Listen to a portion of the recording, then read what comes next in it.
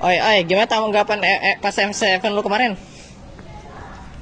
Oke, menurut gue ya M7 kemarin itu banyak yang di-expect, terutama dari perwakilan Indo. Tapi bukan perwakilan Indo doang, dari PH juga nggak expect banget. Menurut lu gimana, Di? Kalau menurut gue nih, gue kan emang agak jarang ikutin M7. Tapi kemarin tuh AE entah mengapa kayak gue bikin tertarik gitu loh.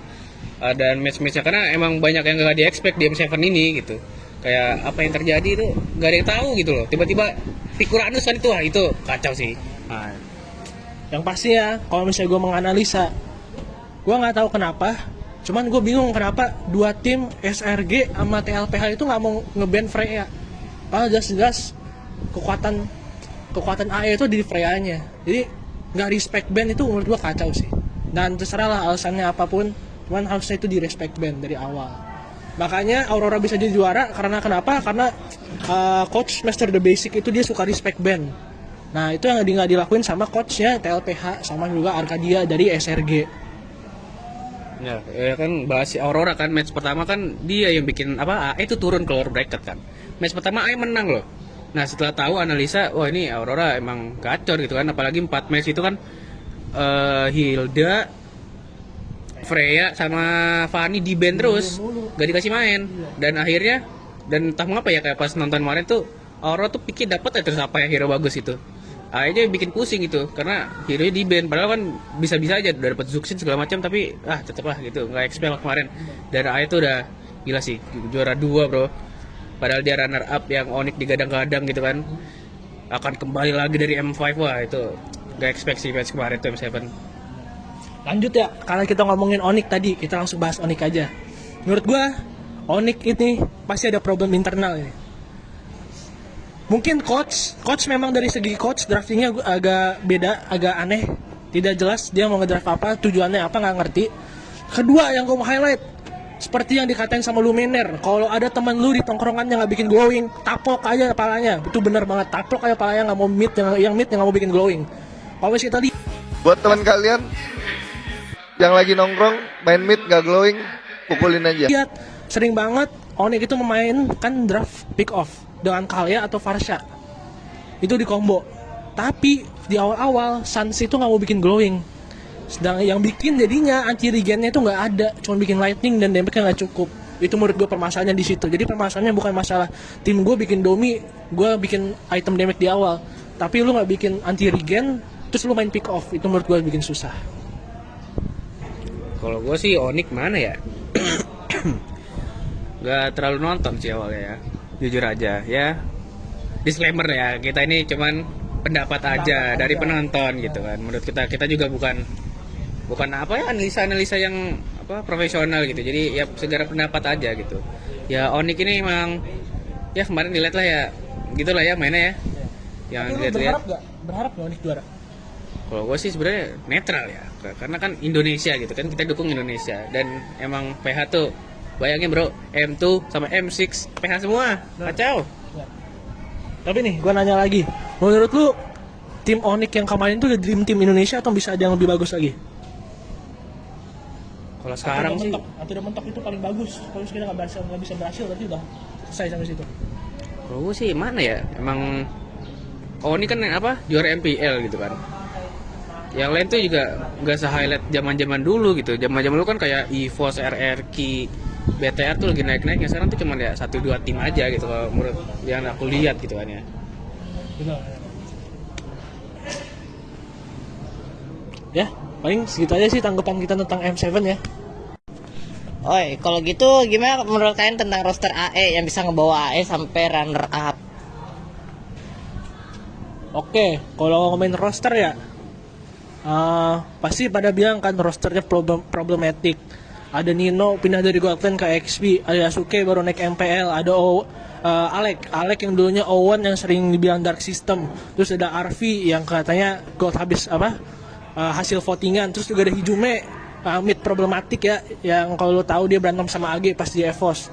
Cuman sebenarnya yang ngegabungin ini jadi tim yang bagus itu sebenarnya ada kunci di coachnya.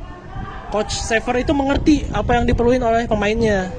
Dia tahu playstyle pemainnya, jadi dia terapin itu di draftnya, makanya bisa di tim yang bagus. Padahal sebenarnya pada dasarnya memang pemain-pemainnya ini pemain-pemain bagus. Kalau misalnya kita lihat Yasuke, dia juara MDL season berapa itu nggak tahu. Nino juga ya dia selalu konsisten. Kalau misalnya kita ngomongin Hijume juga dia pindah-pindah ke tim-tim tapi juga selalu bagus, performanya nggak pernah turun. Terus kalau misalnya ngomongin Arvi, dia juga naik dari MDL ngegantiin Hais waktu itu malah. Terus kalau misalnya ngomongin siapa lagi? Alek. Kalau misalnya Alek kan dia dulu bahkan dia dari Onyx Prodigy kan. Dia dari Onyx, dari MDL, dia di buyout, cuman dia turun, dia performanya turun, diturunin ke MDL dulu, baru dia naik lagi. Jadi sebenarnya dia banyak pelajaran tuh. Karena kalau misalnya kita lihat track record, orang yang dari main MPL turun ke MDL, balik lagi ke MPL pasti bagus. Contohnya Oheb dia turun ke MDL dulu, bahkan dia juara dunia, turun ke MDL, balik lagi jadi juara dunia lagi di EWC waktu itu. Nah kalau kelompok Onyx ini timnya nih menurut gua kan dari Kapten Nino gitu ya, dia tahu gitu temennya kayak gimana gitu. Jadi dan emang Onyx itu dari dulu selalu kekeluargaan gitu loh, familia. Jadi enak gitu loh mainnya tuh enjoy, nyambung mainnya.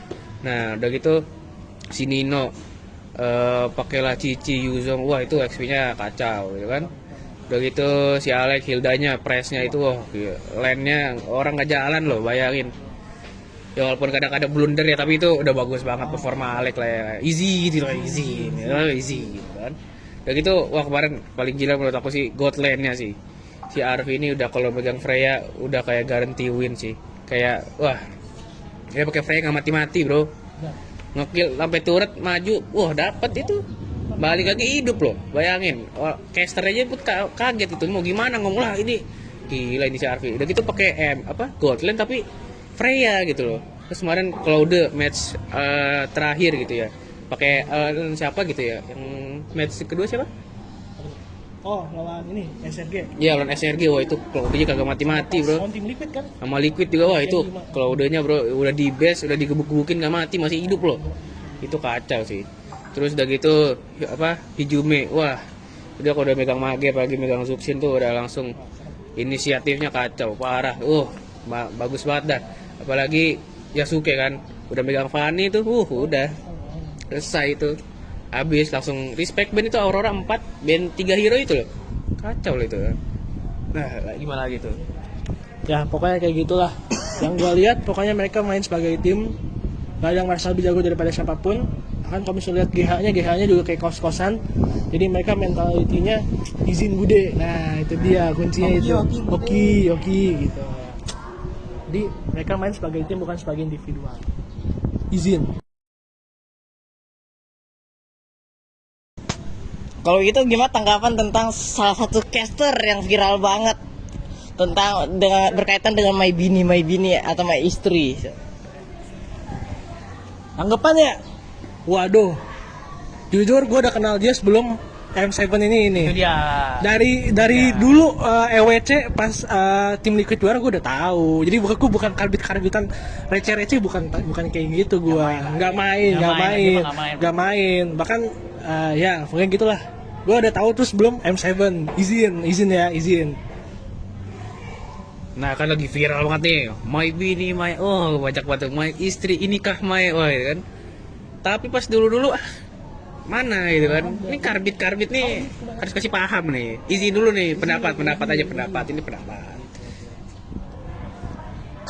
Kalau tentang yang katanya Dewin pengen ngajak buat join AE dan katanya ntar malam juga mau main bareng tuh ya. Benar, kemarin juga gue lagi nonton live Dewin, tiba-tiba Dewin bilang, lu cek post YouTube gue. Terus gue cek kan, ternyata ada postingan Dewin ngechat Brigida untuk main hari ini jam 8. Apa nih tanggapannya? Iya. Ya, menurut gue kayaknya nggak mungkin sih dia ke AE ya. Kayaknya nggak mungkin sih. Dia soalnya pasti duitnya bakal lebih banyak di sana sebagai caster daripada sebagai talent di AE. Walaupun mungkin namanya bisa naik, cuman masalah duit kayaknya menurut gue lebih gede kok sih di caster sebenarnya. Kalau aku sih paling pendapatnya dari Delwin ya, karena emang kan juga nonton nih M7, Delwin dan Navari gitu kan, emang kocak dia berdua, CEO dan mantan coach lah ya, itu wah berdua Brigida coach, wah gitu, udah go DM gitu lah, kocak banget. Udah gitu emang Brigida nih apa namanya, dia sebagai caster emang bagus banget sih. Dan itu kan bagus banget apa. Dan itu yang bikin AE sama Brigida itu kan gara-gara interview Yasuke sama Nino kan. Itu sih bener-bener kayak wah apa kayak kunci keviralannya gitu loh. Apalagi sama yang Balo itu kan itu wah itu lucu banget itu Brigida gitu kan ya, itulah emang ya tapi kurang tahu lah ya bisa masuk AE apa enggak, tapi kalau mabar sih mungkin akan terjadi ya malam ini bakal terjadi gitu kan, ditunggu aja nanti di YouTube tuh kan nanti tontonin, nggak tahu deh gimana kelanjutannya gitu ya. Ya paling segitu aja sih.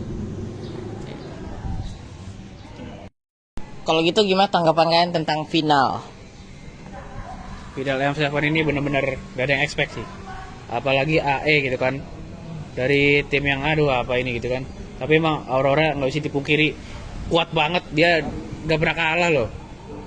Itu maksudnya dia kalah sekali improve langsung terang itu map itu gara-gara si Bolo Cahyo itu kan, itu emang udah gitu di akhir dapat gelar MVP kan. Nanti kita juga mau nanya kali apa kita disku apa pendapat kita kira-kira skin apa sih nih M7 gitu kan.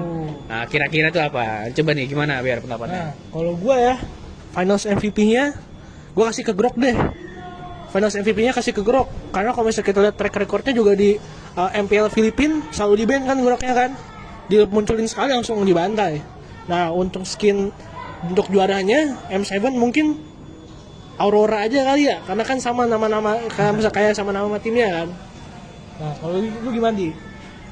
Udah paling kan skin tuh, lanjut lagi paling kita ya bahas performa pemain kali ya. Coba nih kita bahas Bro Cahyo aja nih yang dapat MVP kan nih, lagi bagus-bagusnya. Yang gak expect tuh kan misal dari kemarin yang aku lihat nih ya, AE itu kan pakai Chow buat ke pick off musuh, tapi gak pernah berhasil. Tapi pas si Cahyo main pakai Chow dikasih paham bro di match ketiga itu, kok dia lo bilang nih apa Aurora mau ngasih paham ke cara main gitu, tapi emang kacau sih itu 4-0 loh final itu gak expect loh. Dan itu mereka wah udah mantep dah Aurora itu. Mungkin emang kuncinya itu di Bro Cahyo. Bro Cahyo ini tahu siapa yang harus ditargeting pas lagi team fight. Contoh Hijume nggak pernah main pas ada turtle. Bukan jungler atau XP yang dicari, tapi mid lane-nya terus yang dicari sama mereka. Alhasil ya susah, Hijume-nya juga buang flicker. Habis itu dia nggak punya skill ability lagi yang membuat jadinya team fight-nya pasti dimainin sama Aurora. Nah, mungkin kuncinya itu di mana? Kuncinya itu selalu kalau kita lihat match upper bracket yang waktu itu AE kalah 3-1, sebenarnya harusnya bisa 3-0 tuh kalau yang gue lihat ya. Karena game pertama dari semua game itu pasti dipegang dulu early-nya sama AE. Dipegang sama AE, cuma AE-nya blunder. Nah, kuncinya itu kan pasti di megang early. Pasti pada tanya kan, gimana cara AE bisa menang early? Sedangkan kalau kita lihat final 4 match itu nggak pernah megang early. Dari early pasti nggak pernah megang game kan. Nah, kuncinya itu di apa? Di turtle. Alter Ego itu selalu nyari orang, bukan nyari turtle. Jadi saat turtle pertama, pasti yang megang turtle-nya itu pasti Aurora, karena memang mereka tim yang disiplin, pasti objektif. Saat dipegang turtle-nya, tiba-tiba AE masuk nyari orangnya, yang membuat jadinya ya backline-nya jadi kacau. Nah itu yang kita lihat diubah sama Aurora. Aurora itu nggak mau megang turtle, dia mau megang orang. Jadi AE megang turtle, tapi biasanya AE itu gameplaynya nabrak-nabrak. Jadi pas Yasuke megang turtle, Yasuke ditabrak, yang lain pada nabrak. Tapi jadinya backline-nya mati, Nino-nya nggak ada backup. Jadi yang diubah sama Aurora itu dia tuh nyari orangnya. Dia nggak biarin AE nyari orang, tapi dia yang nyari orangnya duluan. Jadi perubahannya di situ. Nah, gue lihat kuncinya di mana? Di Bro Cahyo. Bro Cahyo itu selalu membedakan. Dia motong backline-nya. Nino maju ke depan, Nino-nya offside, backline-nya dipotong sama Bro Cahyo. Makanya memang layak, dia improve banget. Mungkin dari BTR nggak tahu kenapa ya, mungkin emang dia underperform atau nggak biasa dengan bahasa atau komunikasi sama timnya nggak bagus. Cuman kalau misalnya kita lihat dia pas balik lagi ke PH, wah dia improve banget si Bro Cahyo ini.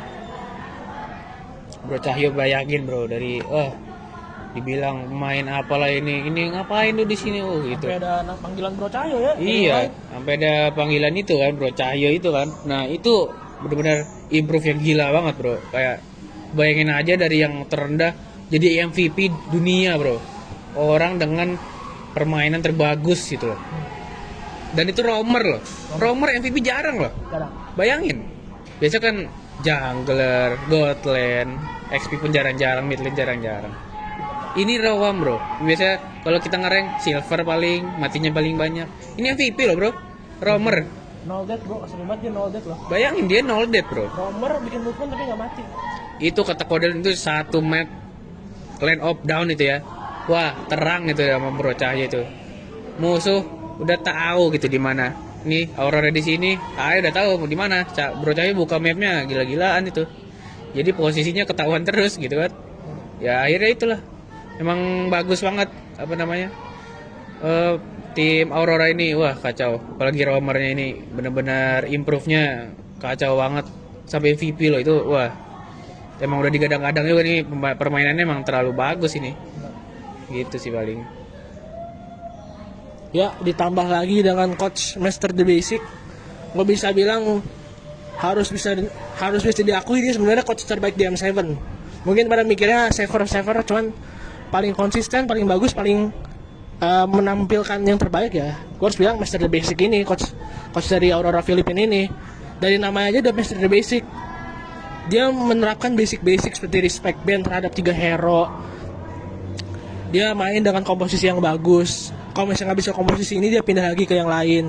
Pokoknya dari hero poolnya juga sebenarnya banyak yang bisa dipakai. Kayak contohnya mereka coba lepas Fedrin kalah. Mereka nge-ban Fedrin juga kalah juga. Jadi kan di sini kita bisa lihat si Demon Knight ini kalau misalnya nggak pakai jungler tank juga aman, pakai jungler tank serem banget. Gitu, dan itu pasti dirakit sama Master the Basic ini sebenarnya. Udah gitu emang coachnya apa ke pemain-pemainnya itu benar-benar masuk gitu apa yang dikasih gitu kan.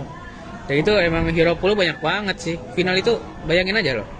Dapet aja ada aja gitu hero bagusnya dapet aja. Kita nge-ban-nya bingung kan. Kalau kita nge-ban bingung, ini udah di-ban, ini udah di-ban. 5 hero bagusnya udah di-ban misal gitu kan. Dari misal kelima-limanya lah hero roam jungler, mid lane, XP, gold udah di-ban semua. Tetap ada aja gitu hero-nya. Emang wah, apa kemahiran menguasai hero-nya pun pemainnya sih gokil sih. Jadi nggak ketergantungan satu hero 1 2 3 doang gitu. Bisa 4 5 gitulah. Ada hero pool-nya gitu. Dan tambah apa efektif gitu kayak combo Hilo Sapu-Lapu. Wah, itu nggak jalan, Bro. Mati terus orang nggak ada yang bisa lawan. 2 lawan 4 nggak salah itu war di atas tuh. Lagi lord apalagi turtle gitu. Wah, itu kacau sih, kacau banget. Paling itu aja sih pendapat dari kita berdua ya. Thank you. Kalau gitu sebutin masing-masing dari kalian dream team, mulai dari player, coach, sama mungkin tambah-tambah caster dikit. Sama itu alasannya kenapa? Oke, mulai dari gua dulu kali ya. Iya, Bro. Oke, kalau masih ngomongin dream team ya, kita mulai dari inti dari permainan ML. Kita mulai dari mid lane dulu. Kalau mid lane pasti berat ya. Ada Sans bapuk sih. Ada Sans, ada Rosa, ada Sanji juga masih ada. Sanji, Hijume, Yue. Tapi menurut gua paling bagus tetap Sanji sih. Gue megang Sanji. Sanji itu menurut gue bisa nunjukin kekuatan dari timnya. Dia bisa nunjukin yang terbaik gitu. Dan macro play-nya juga gila Sanji. Mungkin yang juara Yue yang masuk final juga Hijume, cuman menurut gue paling kuat tetap Sanji. Nah, langsung masuk ke jungler. Jungler banyak nih. Ada Kairi bisa, Karl TZ juga kuat bisa, Demon Knight juga bisa, bahkan Yasuke juga bisa kan. Nah, kalau jungler gue tetap megang Demon Knight gue. Demon Knight ini dia nunjukin kalau sebenarnya dia main jungler semua hero bisa, nggak ada kelemahannya gitu loh. Sedangkan kalau misalnya Yasuke, gue ngeliat dia memang bisa bikin play sendiri, cuman kadang-kadang masih tergantung sama tim. Tapi kalau Demon Knight ini dia berani bikin move sendiri yang bisa memenangkan untuk timnya dia. Dan kalau misalnya digabungin nih Sanji sama Yasuke, gue ngeliat wah beda itu call-callnya, play mereka pasti bakal jauh lebih advance daripada yang lain. Terus Roamer menurut gue udah no question. Ini sih Bro Cahyo ya, light ya. Dia nunjukin kalau dia Roamer terbaik di M7 ini. Nah XP sebenarnya berat nih. Tetap antara Edward kalau nggak Nino. Cuman karena gue suka proses Nino, gue tetap pegang Nino sih. Di atas Edward tetap ya. Menurut gue Nino paling bagus. play dia bagus, call dia bagus, dan sebagai pemimpin juga bagus. Nah terakhir GOAT. Kalau GOAT gue ambil, kalau GOAT banyak sih. Kalau nggak Harvey, Domingkite juga masih ada, Oheb juga masih ada. Cuman kayaknya paling bagus di M7 ini performanya Harvey sih. Mungkin balik lagi kayak Nino, mungkin kalah dia sama siapa namanya, sama Demon Kite. Cuman paling bagus tetap gue megang adalah Harvey. Nah coach ya, kalau ngomongin coach, gue mungkin kayak Sever masih ada, coach yang lainnya juga ada. Adi juga masih ada ya, Adi juga bagus. Tapi menurut gue paling bagus adalah Master the Basic, karena dia ngerti pemain-pemainnya, dia tahu cara ngedraftnya. Apa tadi Caster ya? Ya. Wow, Caster. Caster. Semangat nih caster. Kalau Caster menurut gue paling bagus ya. Ini bukan apa-apa, paling bagus objektif. Bukan subjektif. Ini paling bagus tetap Brigida, bro. Lanjut nih. Waduh, dream teamnya dipikir-pikir kok kayak sama gitu ya. Mungkin pendapat aja kali. Emang mereka tuh dari XP, dari Gold, emang yang menonjol-nonjol tuh kelihatan gitu. Romer kelihatan gitu kan. Semuanya overall sih mirip-mirip ya sama Berry ya. Kayak tadi, coba biar sebut lagi siapa aja biar. Jadi kan misalnya gue jungler Demon Kite. Nah, Demon Kai itu wah itu apa aja bisa dia, bro. Itu kayak fleksibel banget. Orang mau band ini dapat aja dia lagi. Mau band ini dapat lagi. Oh, udah. Tapi emang karena jujur nih nggak terlalu apa nama pemainnya gitu kan. Karena emang cuma nonton aja, nggak sampai analisa gitu. Saya pribadi. Jadi mirip-mirip lah sama Berry gitu kan. Karena emang mereka ini pemainnya emang menonjol, yang paling naik itu siapa juga kelihatan pasti. Apalagi di M7 ini emang paling the best Bro Cahyo sih itu. Romernya itu gila banget. Pas combo Grok, Parsa, combo Chow, itu udah, enak banget dilihatnya dah, serem. Kalau Caster. Oh iya Caster, udah pastilah itu, udah jelas banget jawabannya. Mai Brigida. Emang dari secara pembawaan enak gitu. Orang yang basic English belum terlalu ngerti, dengerin dia ngerti bro. Ngerti. Pasti ngerti. Dia ngomongnya tuh orang ngerti gitu. Lembut gitu ngomong. Kayak biasa dia ngomong ke gua. Bocor. Aduh izin bocor, Cok. Aduh, bocor. Paling gitu aja sih dari kita ya. Oke, thank you. Tanggapan terakhir, pesan terakhir buat nextnya gimana? Buat next M7 nih. Oh, untuk next M series. Exo mau ngomong dulu nggak? Alter Ego. Go. Wey. Itu pesan dari Excel khusus untuk Alter Ego. Nah, mungkin untuk next M series ya, mungkin gue kasih pesan untuk Indo aja nih. Kalau untuk Indo harus bisa lebih ya pasti satu respect band kan, karena contohnya kayak Kak Adi itu harus belajar respect band. Soalnya PH itu dia selalu respect band, dia tahu apa yang harus di band. Terus kedua, pemilihan item sih jangan egois. Kadang-kadang kunci itu jangan egois. Kayak lu main mid tapi nggak mau glowing, menurut gua tuh agak konyol sih. Ini kesan saja ya. Kalau Hijome gue lihat dia memang mau terus dia bikin glowing, karena kan itu yang diperluin sama timnya gitu. Jadi sebenarnya menurut gue untuk early game ya nggak ada tuh, maksudnya koneksi antara tim gue kan emang komposisi tim bro. Tim gue udah bikin domi, gue nggak usah bikin anti heal lagi. Maksudnya kan kalau misalnya main pick off aja kan yang dipukulin kan maksudnya nggak ada, dia kan nggak mau clean orang yang pakai domi kan, tapi Sans yang nge-hit kan. Nah kalau misalnya Sans nggak punya glowing, otomatis anti regennya nggak bakal ada. Jadi pertama ya pasti harus stay humble terus nih, stay humble kayak Alter Ego. Kedua pasti harus ada regenerasi juga. Sama ketiga mungkin ya respect band itu sih. Regenerasi ini ya kita lihat aja nih. Soalnya kayak sekarang ya kalau gue lihat Indonesia nggak ada regenerasi, yang regenerasi cuman Alter Ego doang. RRQ kan nggak berhasil regenerasinya kan. Kayak dia masukin Zunes, masukin Res, tapi hasil Insect 7 juga kayak Onyx kan. Ya itu sih kuncinya tadi, itu 3. Harus stay humble, respect terus, harus ada regenerasi, sama ketiga harus respect band itu sih. Menurut gua di draftingnya itu harus diperkuat lagi biar kayak bisa harusnya semua coach Indo itu kayak Sever lah ilmunya. Masa Sever baru main ML tiba langsung jago nge-ban ini ya, sedangkan Adi dari M1 dia udah dari lama. Adi kagak pernah benar ngedraftnya, kagak pernah jelas ngedraftnya. Itu aja sih 3 poin itu tadi yang harus dilakuin sama tim Indo lah menurut gua.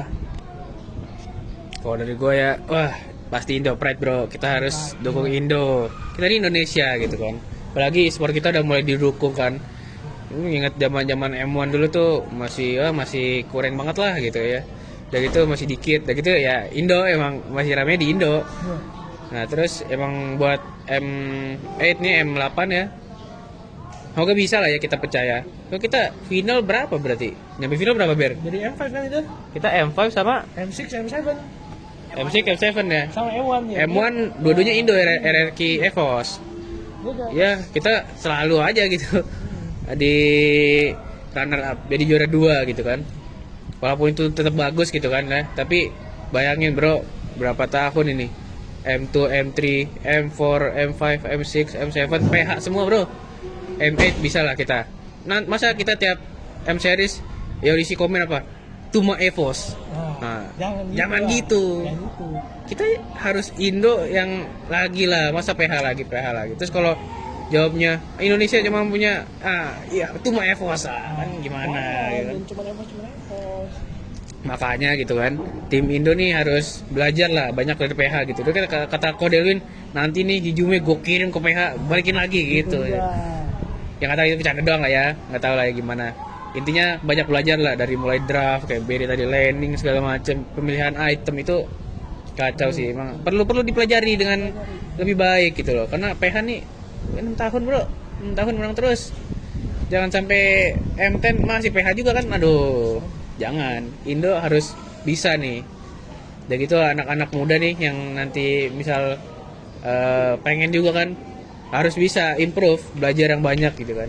Karena emang udah didukung bro di Indo nih. E-sport udah jadi something gitu loh.